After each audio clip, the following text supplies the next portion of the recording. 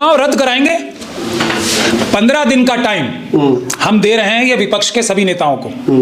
अगर तो वो जितनी सीटें एनडीए के लोग जीते हैं उस पे इलेक्शन पिटीशंस लगाते हैं तो ठीक है, उसके बाद सीरियसली लड़ना भी पड़ेगा। हम रास्ता बताएंगे इन्हें कैसे ये चुनाव रद्द होंगे, और बहुत जल्दी रद्द होंगे, 6 महीने से 1 साल में रद्द होंगे। मैं थोड़ी बोल रहा हूं, जनता बोल रही है मशीनों से चुनाव हुए हैं, फ्रॉड हैं, झूठे हैं। तो आप कह रहे हैं चुनाव रद्द हो जाएगा? 100% हो जाएगा। मैं सबूतों के आधार पर करता हूं। ये सेक्शन 86 और ये सेक्शन सब सेक्शन 7 ये पढ़ो आप अपने आप के 6 महीने के अंदर अंदर चुनाव के जो केसेस होते हैं उसकी 6 महीने में फैसला होना चाहिए। 6 महीने के बाद भी मैं साल भर बोल रहा हूं क्योंकि हाई कोर्ट और सुप्रीम कोर्ट तक भी केस आएंगे। बिहार चुनाव के नतीजे होंगे रद्द, सुप्रीम कोर्ट के वकील ने कर दिया बड़ा ऐलान। जी हां दोस्तों, बिहार चुनाव को लेकर अब एक बड़ी खबर आ रही है जिसमें साफ तौर से ये कहा जा रहा है कि चुनाव रद्द होंगे और मामला अदालत में चलेगा। अब क्यों और कैसे मामला यहां तक पहुंच रहा है, इस पर आज चर्चा करेंगे। सुप्रीम कोर्ट के वकील का वीडियो भी आपको दिखाऊंगे, इसलिए आप हमारे साथ अंत तक बने रहिएगा। नमस्कार, आदाब, आप देख रहे हैं खबर अड्डा और मैं हूं आपके साथ सुम्बुल ईरानी। दोस्तों, आप सभी जानते हैं कि बिहार चुनाव के नतीजों से कोई भी, खासकर विपक्ष में कोई भी संतुष्ट नहीं है। बड़ी घपलेबाजी की गई ऐसा कहा जा रहा है। और फिर चुनाव के नतीजे के बाद वोट चोरी को लेकर और किस तरीके से पूरा चुनाव जो है वो लूटा गया है उसको लेकर बातचीत हो रही है। कांग्रेस ने कल अनाउंस किया कि दिसंबर के महीने में वो एक बड़ी रैली करेंगे। दिसंबर के पहले हफ्ते में जब संसद का पहला सत्र शुरू होगा और एसआईआर के खिलाफ एक बड़ी रैली रामलीला मैदान में उन्होंने घोषणा की है कि वो करेंगे। तो अब आप ये समझिए कि एक बार फिर से चुनावों को लेकर जद्दोजहद शुरू होने वाली है। और सब में सबसे बड़ी बात तो यही सामने आ रही है कि इस लड़ाई को अब सीधा कोर्ट में लड़ा जाएगा। यहां तक दावा किया जा रहा है कि नतीजे खारिज होंगे और अभी कुछ समय में संसद का शीतकालीन सत्र शुरू होने वाला है। तो जाहिर है इस पूरे सत्र में बिहार चुनाव को लेकर खूब हंगामा मचने वाला है। लेकिन इस सबसे पहले सवाल ये खड़ा होता है कि जो बिहार का चुनाव लुट गया उसका क्या होगा? क्या बिहार चुनाव का जो नतीजा है उसको वापस नहीं लेना चाहिए? और इस पूरी प्रक्रिया को कैसे अंजाम तक पहुंचाया जाएगा? इन तमाम बातों पर दोस्तों सुप्रीम कोर्ट के वकील और एक्टिविस्ट महमूद प्राचा ने बड़ी गुहार लगाई है। जी हाँ, पूरा विपक्ष दोस्तों इस बात को कह रहा है कि बिहार का चुनाव लुट गया।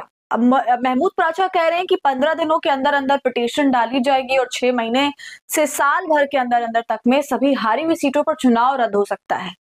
समझ रहे हैं आप? और उन्होंने ये बाकायदा संविधान के हवाले से कही है ये बात। संविधान के अंदर जो सेक्शंस होते हैं उन्हें दिखाते हुए ये बताया है कि इनके तहत हम याचिका डालेंगे और मामला आगे बढ़ेगा और फिर कोर्ट भी बाध्य हो जाएगा जवाब देने के लिए। तो पहले आप सुनिए महमूद प्राचा क्या कुछ कह रहे हैं, फिर आगे की चर्चा करेंगे। चुनाव रद्द कराएंगे। 15 दिन का टाइम हम दे रहे हैं ये विपक्ष के सभी नेताओं को। अगर तो वो जितनी सीटें एनडीए के लोग जीते हैं उस पे इलेक्शन पिटीशंस लगाते हैं तो ठीक है, उसके बाद सीरियसली लड़ना भी पड़ेगा। हम रास्ता बताएंगे इन्हें कैसे ये चुनाव रद्द होंगे, और बहुत जल्दी रद्द होंगे, 6 महीने से 1 साल में रद्द होंगे। मैं थोड़ी बोल रहा हूं, जनता बोल रही है मशीनों से चुनाव हुए हैं, फ्रॉड हैं, झूठे हैं। तो आप कह रहे हैं चुनाव रद्द हो जाएगा?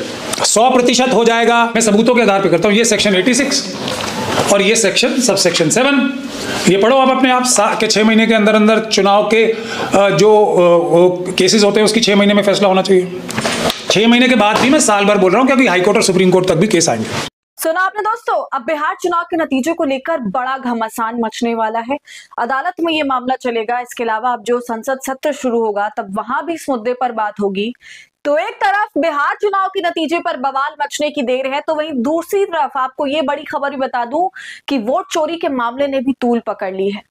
आपको याद दिला दूं कि राहुल गांधी ने दोस्तों किस तरह से 3 महीने पहले महादेवपुरा का पूरा एग्जाम्पल देकर सबूतों के साथ प्रेस कॉन्फ्रेंस करी थी और सच को सामने रखा, कॉल सेंटर वाली सारी बात बताई कि कैसे वोट चोरी हो रहे हैं, वोटर्स के नाम काटे जा रहे हैं। दोस्तों इस मामले में अब वो हुआ है जो पहले कभी नहीं हुआ।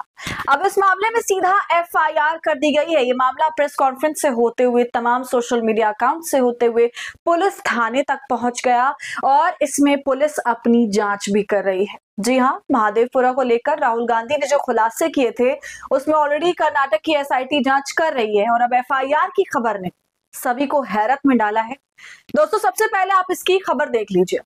वोट चोरी मामले में शुरू हुई पुलिस जांच, फर्जी वोटरों के आरोप पर कर्नाटक में एफआईआर दर्ज। तो अब पुलिस जांच में शुरू हो गई है। खबर में अंदर जाएं तो लिखा है 2024 लोकसभा चुनाव से जुड़े कथित बड़े वोटर चोरी घोटाले में अब एक महत्वपूर्ण कार्रवाई हुई। इलेक्ट्रॉनिक सिटी पुलिस स्टेशन में इस मामले में एफआईआर दर्ज कर ली गई है। ये शिकायत व्हाइटफील्ड निवासी राजू ने दर्ज कराई। अब उनका आरोप क्या है दोस्तों, ये भी देखिए। खबर में साफ तौर से लिखा है कि उनका आरोप है कि महादेवपुरा विधानसभा क्षेत्र में मतदाता सूची में बड़े पैमाने पर धांधली करते हुए फर्जी वोटर्स को अवैध रूप से जोड़ा गया। शिकायत में कहा गया कि यह काम कुछ राजनीतिक दलों के सदस्यों, सरकारी अधिकारियों और निजी व्यक्तियों की मिली भगत से किया गया। देख रहे हैं, खबर में साफ लिखा है कि किस तरह वोट चोरी को अंजाम दिया गया और किनके जरिए अंजाम दिया गया। सीधे तौर पर राजनीतिक दल के सदस्य, सरकारी अधिकारी और कुछ निजी व्यक्ति, इन सब ने मिलकर इस काम को अंजाम दिया। वैसे जाहिर है ये काम इतना बड़ा है कि किसी एक का तो हो नहीं सकता। इस तरह के तमाम तत्वों का एक साथ जुड़ना स्वाभाविक है। तो अब आपको बता दूं कि इस मामले में जांच काफी ज्यादा आगे भी बढ़ गई है। बहुत तरह के सबूत भी मिले हैं। लैपटॉप जब्त हुआ है, सीए को पकड़ा गया है एसआईटी की टीम द्वारा।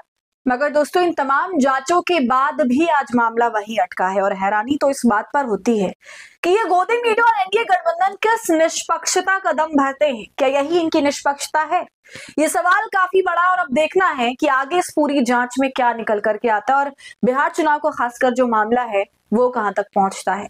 फिलहाल आपकी इस पर क्या राय है, कमेंट कर हमें जरूर बताइए। वीडियो को लाइक और शेयर कर ले। ऐसी तमाम अपडेट्स के लिए खबर अड्डा को यूट्यूब पर सब्सक्राइब कर ले।